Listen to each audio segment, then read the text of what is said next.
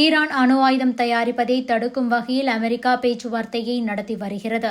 இரண்டாம் கட்ட பேச்சுவார்த்தை நேற்று ரோமில் நடைபெற்றது. நேரடியாக நடந்த இந்த பேச்சுவார்த்தையால் அமெரிக்கா மனம் குளிர்ந்து போயிருக்கிறது. அப்படி அந்த பேச்சுவார்த்தையில் என்ன நடந்தது? இந்த பதிவில் விரிவா பார்க்கலாம். அமெரிக்காவுக்கும் ஈரானுக்கும் இடையே மோதல் உள்ளது. ஈரான் அணுசக்தி திட்டத்தின் கீழ் அணு ஆயுதம் தயாரிக்க முயற்சி செய்து கொண்டிருக்கிறது. இதனை தடுக்க அமெரிக்க அதிபர் டொனால்ட் ட்ரம்ப் முயற்சி செய்து வருகிறார். அதன்படி அணுசக்தி திட்டம் மூலம் அணு ஆயுதம் தயாரிக்க மாட்டோம் என்று அமெரிக்காவுடன் ஒப்பந்தம் மேற்கொள்ள ஈரான் உயர்மட்ட தலைவர் அயதுல்லா அலி கமேனிக்கு டொனால்ட் ட்ரம்ப் கடிதம் எழுதினார். இதனை அடுத்து இரண்டு நாடுகளிடையே பேச்சுவார்த்தை தொடங்கியுள்ளது. முதல் கட்ட பேச்சுவார்த்தை கடந்த 12ஆம் தேதி ஓமன் தலைநகர் மஸ்கட்டில் நடந்தது. அதன் பிறகு இரண்டாம் கட்ட பேச்சுவார்த்தை நேற்று இத்தாலி தலைநகர் ரோமில் நடந்தது. ரோமில் நடந்த பேச்சுவார்த்தை என்பது இரண்டு நாடுகளிடையே நேரடியாகவே நடந்துள்ளது. அதன்படி அமெரிக்கா சார்பில் மத்திய கிழக்கு நாடுகளுக்கான சிறப்பு தூதர் ஸ்டீவ் விட்ஸ்காஃப் மற்றும் ஈரான் சார்பில் அந்த நாட்டின் வெளியுறவுத்துறை அமைச்சர் அப்பாஸ் அராக்சி உள்ளிட்டோர் பங்கேற்றனர். ரோமில் உள்ள ஓமன் நாட்டின் தூதரகத்தில் மூடிய அறையில் இந்த பேச்சுவார்த்தை நடந்தது. இந்த பேச்சுவார்த்தை என்பது ரொம்ப சுமூகமாகவே நடந்து முடிந்திருக்கிறது.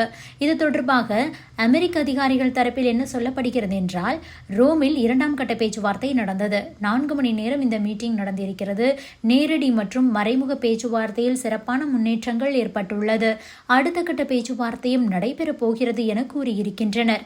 இருப்பினும் இந்த பேச்சுவார்த்தையில் உடன்பாடு எதுவும் எட்டப்படவில்லை. ஒப்பந்தம் கையெழுத்தாகவில்லை.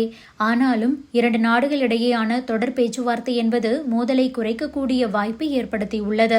இதனையடுத்து அமெரிக்கா ஈரான் இடையே அடுத்த கட்ட மீட்டிங் என்பது ஏப்ரல் 26ஆம் தேதி நடைபெற உள்ளது. முன்னதாக ஈரான் அமைச்சர் அப்பாஸ் அராக்சி என்ன சொல்லியிருந்தார் என்றால், தொழில்நுட்ப அளவிலான பேச்சுவார்த்தைகள் நடைபெறும். இது சாத்தியமான ஒப்பந்தத்தை நோக்கி இரண்டு நாடுகளின் நகர்வை உருவாக்கும். இரண்டு நாடுகளும் ஏற்கனவே பகிர்ந்த கொள்கைகள் பற்றி நல்ல புரிதலை கொண்டுள்ளன என்று கூறியிருக்கிறார். இதனால் ஈரான் அமெரிக்கா கொடுக்கும் ஆஃபரை ஏற்று அணு ஆயுதம் தயாரிப்பதை கைவிடுகிறதா என்ற ஒரு கேள்வி தற்போது எழுந்திருக்கிறது. அதாவது இன்டர்நேஷனல் அட்டாமிக் எனர்ஜி ஏஜென்சியின் தலைவர் ரஃபேல் மரியானா குரோசி மத்திய கிழக்கு நாடுகளுக்கான அமெரிக்க சிறப்பு தூதர் விட்ஸ்காஃபை சந்தித்து பேசினார். அப்போது அவர் ஈரான் அமெரிக்கா இடையே அணுசக்தி திட்டம் தொடர்பான ஒப்பந்தம் கையெழுத்தாகும் பட்சத்தில் அதனை எங்களுடன் சரிபார்க்க வேண்டும் என கூறியிருக்கிறார். மேலும் ஈரான் அணு ஆயுதம் தயாரிப்பதை தடுக்க அமெரிக்கா முயற்சி செய்வதன் பின்னணியில் முக்கியமான விஷயம் இருக்கிறது.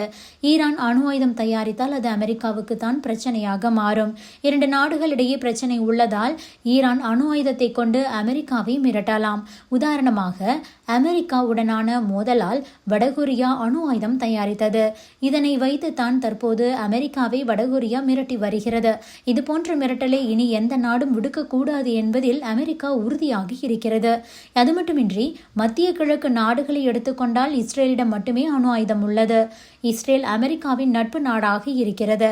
இப்போது ஈரானும் அணு ஆயுதம் தயாரித்தால் அது அமெரிக்காவுக்கு பிரச்சனையாகும் என்பது மட்டுமின்றி மத்திய கிழக்கு நாடுகளில் ஈரான் சக்தி வாய்ந்த நாடாக மாறும்.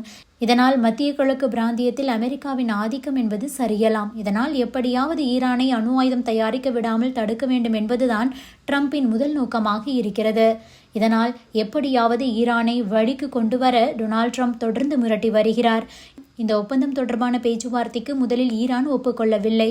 இதனால் ஈரான் மீது குண்டு வீசப்படும் என்று கூட ட்ரம்ப் வார்னிங் செய்தார். அதன் பிறகு முதற்கட்ட பேச்சுவார்த்தையில் உடன்பாடு எட்டப்படாத நிலையில் ஈரானுக்கு எதிராக இராணுவ நடவடிக்கை எடுக்கப்படும் என்று மிரட்டினார். இப்போது இரண்டாம் கட்ட பேச்சுவார்த்தையிலும் ஒப்பந்தம் கையெழுத்தாகவில்லை. ஆனாலும் பேச்சுவார்த்தை என்பது முதல் கட்டத்தை போல மறைமுகமாக நடக்காமல் நேரடியாகத்தான் நடந்திருக்கிறது. இதனால் அமெரிக்கா மனம் குளிர்ந்துள்ள நிலையில் அடுத்த கட்டமாக வரும் 26ஆம் தேதி அமெரிக்கா பேச்சுவார்த்தையை முடிவு செய்யும் என எதிர்பார்க்கப்படுகிறது. அந்த 3ஆம் கட்ட பேச்சுவார்த்தையில் அணு ஆயுதம் தயாரிக்க மாட்டோம் என்று அமெரிக்காவுடன் ஈரானை ஒப்பந்தம் செய்ய வைக்க தேவையான அனைத்து நடவடிக்கைகளையும் அமெரிக்கா தொடங்கிவிட்டது.